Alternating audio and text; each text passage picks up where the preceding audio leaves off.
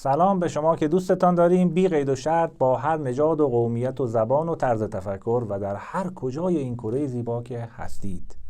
در این ویدیو میخوام در مورد چای صحبت بکنم و اینکه آیا چای به عنوان یک نوشیدنی روز در همه محیط‌ها و در همه روزها خوردنش مضر هست یا مفید هست، چه ضررهایی داره، چه منافعی داره و ما چقدر مجازیم چای بخوریم. و اینکه آیا چای سبز و چای سفید و چای سیاه اینها با هم فرقی دارن یا نه مثل هم هستن و این همه خواصی که برای چای ها ذکر شده اینها واقعی هست یا در واقع پشتش ممکنه که واقعیت رو به شما نگن. من در این ویدیو میخوام نتیجه تحقیقات خودم عزیزان خدمت شما عرض کنم. تحقیقاتی که سالها خودم روی بیمارانم انجام دادم و از حیث بالینی کسانی که چای خور بودن رو بررسی کردم و یک دوره‌ای وقتی به ما مراجعه کردن برای بیماری‌های مختلف من بهشون ترک چای دادم و یک دوره‌ای چای نخوردن.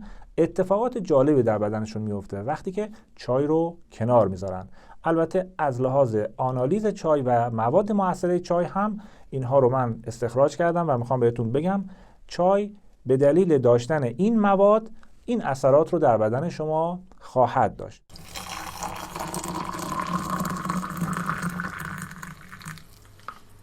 عزیزان، چای سبز و چای سیاه و چای سفید دقیقاً یک بوته هستند که این بوته ها در مناطق خوش آب و هوایی مثل شمال ایران، مناطقی از آفریقا، مناطقی که هوای شرجی و مرطوبی داره و در واقع خوش آب و هوا هست، اونجاها به عمل میاد و به عنوان یک محصول دارویی و یک نوشیدنی داره در سر تا سر دنیا ازش استفاده میشه. و جالب بدونید که اینها یک گیاه هستن. چای سبز فقط نحوه خشک کردنش فرق میکنه با چای سیاه، یعنی نحوه فراوری و خشک کردنش فرق میکنه. همون گیاه هست، دقیقاً همون برگ ها و همون خواص رو داره. البته چای سبز به دلیل اینکه نحوه فراوریش سالم تر هست از نظر ما و طبق تحقیقاتی کردیم چای سبز خواص درمانیش بهتر و بیشتر و مؤثرتر هست از چای سیاه. و چای سفید که در واقع اون شکوفه های نارس خود گیاه چای سیاه هست هم جزو همین دسته طبقه بندی میشه و من خواصی رو که خدمت شما عرض میکنم و منافع و مضراتی که چای داره اینها رو خدمت شما میگم. تصمیم با شما و اینکه آگاهی پیدا بکنید برای مصرف نوشیدنی روزانه‌تون، چون همه ما دوست داریم در طی روز نوشیدنی های گرم استفاده بکنیم و خیلی مهمه چه نوشیدنی رو استفاده بکنیم که برای بدنمون مناسب باشه. به خاطر همین این کمک میکنه شما فریب تبلیغات و افراط‌هایی که در بعضی از موارد گفته میشه به دلیل بیزینسی که پشتش هست اینها رو آگاهانه باش برخورد بکنید و انتخاب درستی داشته باشید در نوشیدنی گرم روزانه خودتون.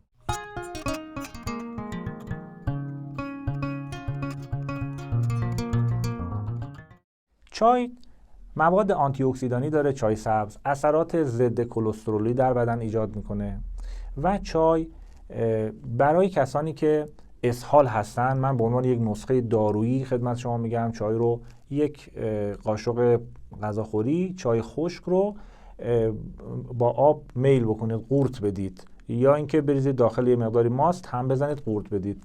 اسهال رو بلافاصله بند میاره. این یکی از خواص خوب چای هست و میتونید استفاده بفرمایید.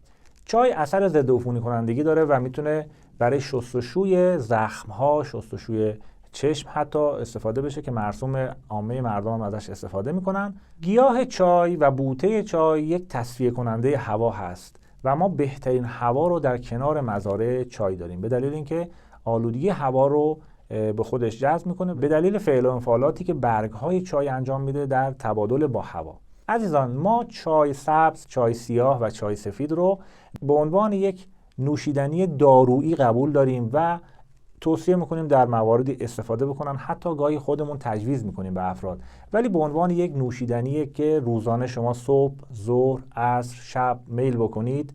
و من بیمار داشتم اومده به من میگه روزی من 17-18 لیوان چای میخورم. اصلا تمام بدنش رو در واقع پر کرده این چای و این نوشیدنی. این درست نیست. حتی کسانی بودن که میگن ما اصلا چای نمیخوریم، فقط روز صبح یه لیوان، ظهر یه لیوان، شب یه لیوان، یعنی ماهی 90 لیوان چای میخورن و میگن ما اصلا چای نمیخوریم. این افراط و زیاده روی درست نیست در مصرف چایی و برای گیاهان دیگه هم همچنین. ما نوشیدنی های دیگه، دمنوش های دیگه رو هم به این شدت و به این افراط توصیه نمی کنیم و تنوع در مصرف نوشیدنی ها رو توصیه می کنیم، به دلیلی که آشنا بشید، بدونید که چای چه موادی داره. من خدمت شما عرض می کنم که چای به عنوان دارو خوبه، نه به عنوان یک نوشیدنی که شما بخواید روزانه هر روز مصرف بکنید. البته در انتهای ویدیو چند تا نوشیدنی خوبم خدمت شما میگم که شما میتونید در شرایط مختلف، در آب و هوای مختلف و بر اساس شرایط جسمی خودتون استفاده بکنید به عنوان نوشیدنی های فرح بخش و نوشیدنی های مفید برای سلامتی. قبل از اینکه وارد مضرات چای بشم، دوست دارم که یک لایک و کامنت خوبی برای ما بفرستین، پر محبت و پر انرژی، که تیم ما روحیه‌شون بره بالا و یوتیوب هم این ویدیو رو به افراد بیشتری نشون بده. متشکرم از مهربانی شما. اسم شهراتون هم برای ما بنویسید، خیلی خوشحال میشیم.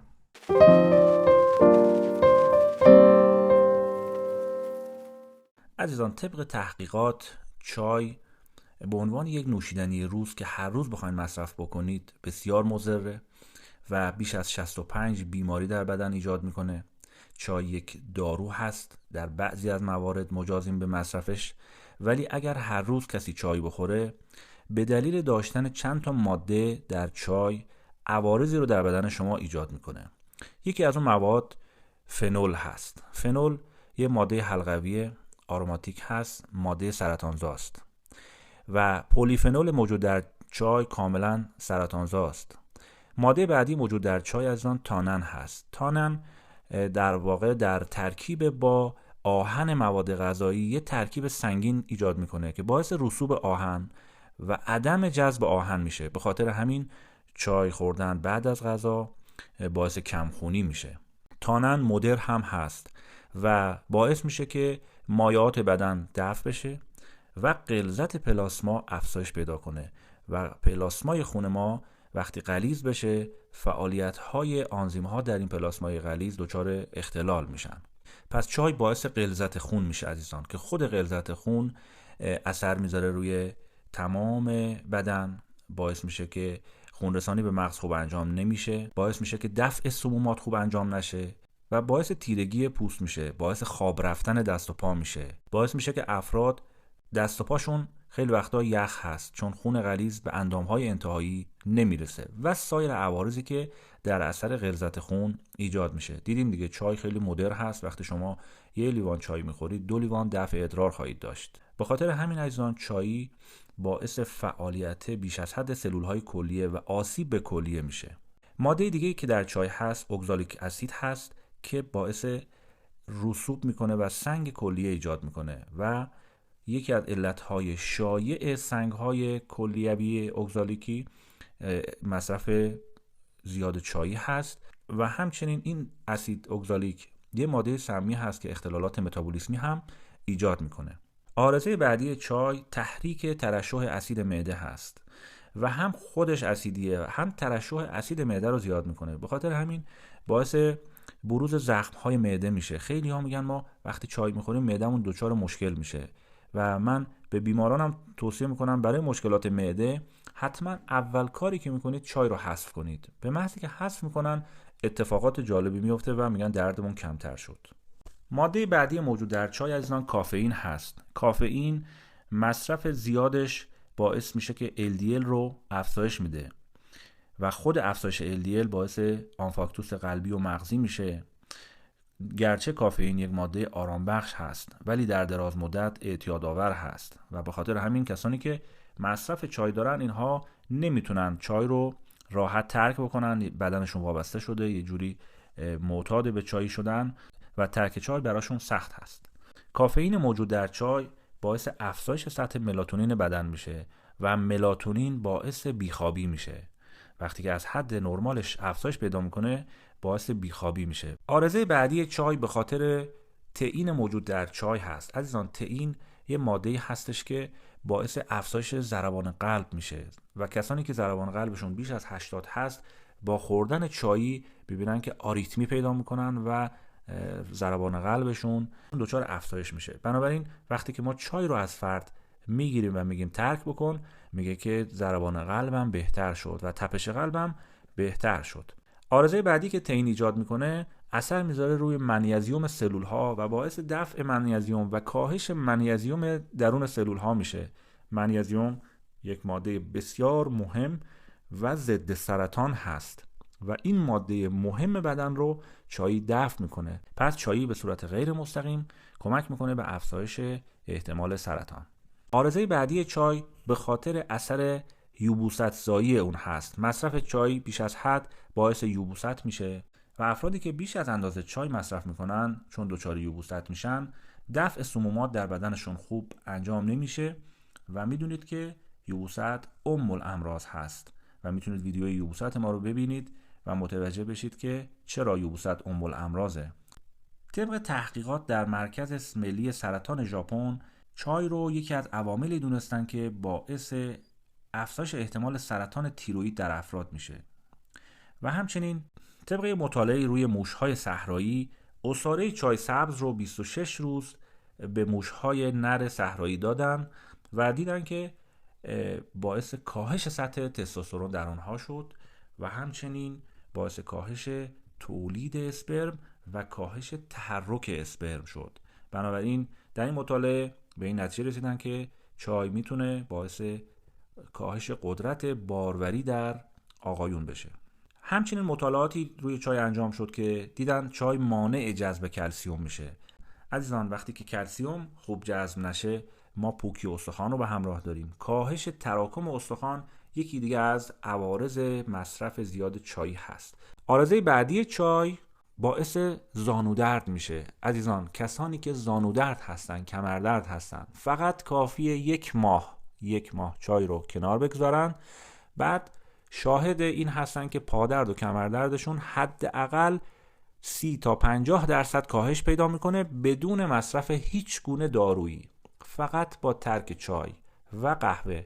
خیلی ها از چای سبز تعریف میکنن و میگن به جای چای سیاه چای سبز بخوریم. این اعتقاد ما نیست و چای سبز همون چای سیاه هست، هیچ فرقی نداره. اثرات درمانی و دارویی داره به میزان کم با دوز مشخص در زمان مشخص، ولی مصرف روزانه اون به هیچ عنوان توصیه نمیشه و من این موضوع رو رد میکنم و توصیه میکنم که شما هم فریب تبلیغات رو نخورید و سعی بکنید یک ماه چای رو ترک بکنید. من به عنوان یک طبیبی که بیش از 18 سال بیمار دیدم و طبیب تغذیه محور هستم و در واقع طبیبی هستم که سعی میکنم مردم رو با توصیه به دستورات غذایی، سبک زندگی سالم سوق بدم به سمت سلامتی و نه استفاده از داروهای مضر. به خاطر همین ریشه یابی میکنم و اون علتهای اصلی که باعث بیماری میشه رو اونها رو بهشون تذکر میدم از برنامه غذایشون حذف کنن و جایگزین کنن با مواد مفید. و به خاطر همین دیدگاه هم و نگاه هم یک نگاه تحقیقاتی بوده در این سالها بر روی چای. بنابراین چای رو یک ماه توصیه میکنم حذف بفرمایید. آثار مثبت ناشی از ترک چای رو یادداشت بکنید و خودتون قضاوت بکنید. بعد اون موقع میان یک کامنت خوب به ما میدید و از این توصیه ما قطعاً خوشنود خواهید شد.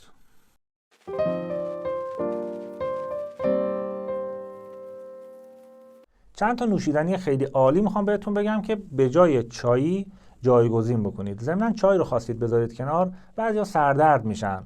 چای رو آرام آرام رو شیب ملایم رنگش رو کم بکنید، یعنی هر روز کم رنگتر از دیروز ظرف مدت 10 روز تا 2 هفته چای رو برسونید به آب جوش، یعنی رنگش رو کم بکنید و از نوشیدنی های جایگزین استفاده بکنید. بهترین نوشیدنی، اگه خیلی نوشیدنی خورید، خیلی چای خور هستید، میتونید از چای میوه استفاده بکنید، از چای سیب استفاده بکنید و چای به. اینها میوه هستن و شما میتونید دستورش رو من خدمت شما میگم اینجوری آمادهش بکنید و استفاده بکنید.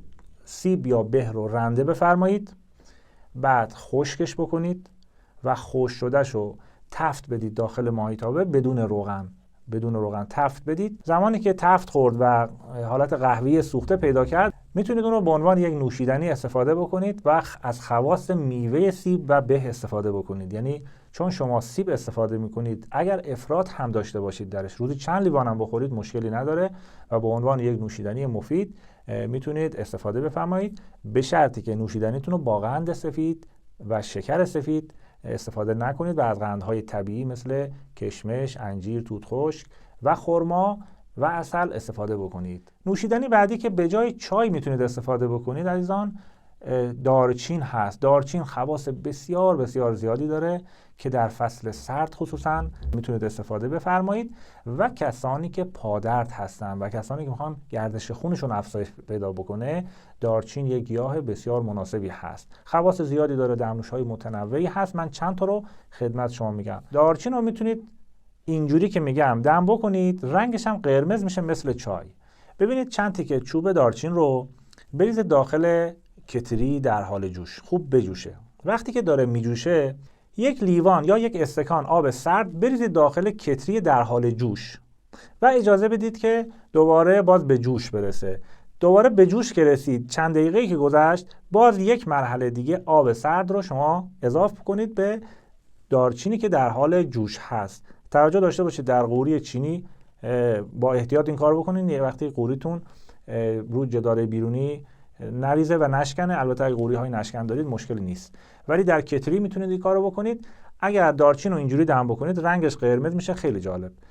و مورد بعد میتونید دارچین رو با چای ترش استفاده بکنید که این ترکیب برای چربی خون بالا خیلی خوبه. کسانی که چربی خون دارن چربیشون میاد پایین، حتی برای کسانی که قند بالایی هم داشته باشن قندشون هم کاهش میده. یعنی یه نوشیدنی هستش که هم مفرحه، هم برای استخوان درد، کمر درد، مفصل درد کاربرد داره و هم برای کسانی که دیابتی هستن یا چربی خون دارن هم یک نوشیدنی مفید و عالی هست. اگر میخواین انواع دارچین رو بشناسید و اینکه کدوم دارچین بهتر از اون دارچین دیگه هست، یک چنلی هست، دوستانی زحمت میکشن که آماده کردن.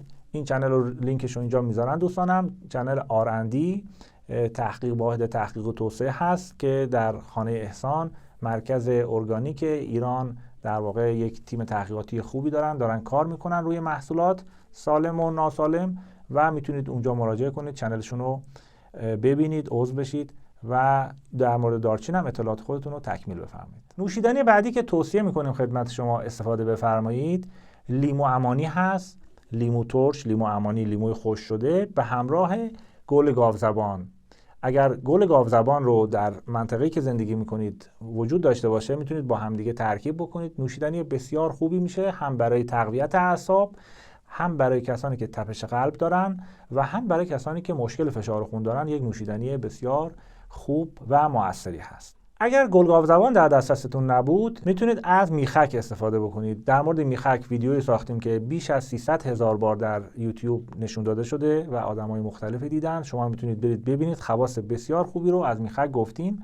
میخک رو خصوصا در فصل سرد، خصوصا در موقعی که بیماری‌های ویروسی شایع هست، یکی از بهترین داروهای پیشگیری کننده. شما میتونید یک داروی ساده، ارزان و در دسترس استفاده بفرمایید. خیلی‌ها در دوران کرونا این نوشیدنی رو استفاده کردن و گفته بودن که ما این دوران رو بدون اینکه مبتلا بشیم گذروندیم و خیلی مفید و عالی بود. عزیزان، اگر مشکل عفونت در بدنتون هست، بهترین نوشیدنی که میتونید به جای چای سبز و سیاه استفاده بکنید نعنا، پونه و آویشن هست. نعنا در همه جای دنیا وجود داره، اونجوری که تا اون جایی که من میدونم، و میتونید به عنوان یک نوشیدنی آنتی بیوتیک طبیعی استفاده بفرمایید. میتونید ترکیبی هم استفاده کنید. یک مقداری نعنا، پونه و آویشن خشک شده‌اش رو بریزید، قشنگ بذارید دم بکشه و به عنوان یک نوشیدنی آنتی بیوتیک که هم برای خلط پشت گلو، عفونت گلو، برای درمان عفونت‌های سرماخوردگی،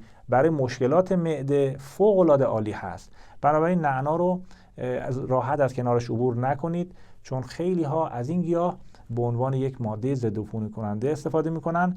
حتی از خانواده این گروه مثل ریحان هم به عنوان یک ماده ضد عفونی کننده و حتی یک ماده کاهنده کلور که در آب میزنن شما میتونید استفاده بفرمایید. ریحان رو بذارید داخل آبی که میخواین میل بکنید و بذارید یک لحظاتی اونجا باشه، نیم ساعت تا یک ساعت داخل اون پارچ آبتون باشه و این اثر مثبتی ایجاد میکنه روی آب. و نوشیدنیش هم اگه خواستین درست بکنید که بسیار عالی، میتونید به عنوان یک نوشیدنی ضد میکروبز و آنتی بیوتیک خوب استفاده بفرمایید. نوشیدنی بعدی که توصیه میکنم برای کسانی که میخوان خوب بخوابن و کسانی که میخوان اعصاب آرامی داشته باشن. الان تو شرایطی زندگی میکنیم که خانواده ها حتما نیاز دارن به نوشیدنی های آرام بخش، چون بدون تعارف زندگیمون پر استرسه، محیطامون پر استرس و تنشه، خصوصا در ترافیک ها، در زندگی های شهری. ما نیاز داریم به اینکه اعضای خانواده یک زمانهایی رو استراحت فکری بدن. مادران که مهمترین افراد مؤثر در سلامتی جامعه هستند. به نظر بنده مادران نقششون در سلامتی جامعه از متخصصین و پزشکان حتی مهمتره. مادران باید آگاهیشون بره بالا که بدونن چه ماده غذایی رو در چه زمانی استفاده بکنن و به چه میزان، که سلامتی افراد به خطر نیفته و سلامتی افراد در واقع تأمین بشه. بنابراین من خیلی خوشحال میشم زمانی که سابسکرایبرهای ما و شاگردان ما طیف وسیع از خانم ها هستند. این نوشیدنی مفید برای اعصاب بهار نارنج هست و بیدمشک هست و اسطقدوس هست، بهلیمو و رزماری. میتونید اینها رو با هم ترکیب بکنید، میتونید جدا جدا استفاده بکنید. این ترکیب خیلی خوبیه برای اعصاب، خیلی خوبه، آرام بخشه، میتونید در عصر و سر شب استفاده بکنید. برای خواب خوب هم یک نوشیدنی فوق العاده هست، میتونید جایگزین مناسب باشه برای چای. بنابراین توصیه‌مون اینه عزیزان، به جای چای شما از این مواد استفاده بکنید و ما شاهد این هستیم که چای سیاه رو مردم در عروسی استفاده میکنن، در عزا استفاده میکنن، سر کار، محیط خونه، همه فضاهای ما پر شده از چای، خصوصا در ایرانی ها، خصوصا در کشورهای حاشیه خلیج. اینها دیدم خیلی چای و قهوه و اینها زیاد میخورن و در مورد قهوه هم البته ویدیوی جداگانه‌ای خواهم گفت، ولی در مورد چای جایگزین بفرمایید. اگر زعفران در دسترستون هست، یکی از بهترین نوشیدنی ها زعفران، خصوصا برای افراد بالای 50 سال، به خاطر اینکه زعفران عزیزان مفرحه، زعفران شادی آوره، نشاط آوره و باعث رقیق کردن خون میشه، یعنی نقش آسپرین رو داره برای بدن و یک رقیق کننده خون هست و ما بعد از 50 سالگی که دچار غلظت خون میشیم نیاز داریم به نوشیدنی هایی که اثر بذاره روی بدن ما و خون ما رو رقیق کنه. بنابراین برخلاف چایی که خون رو غلیظ میکنه، زعفران خون رو رقیق میکنه.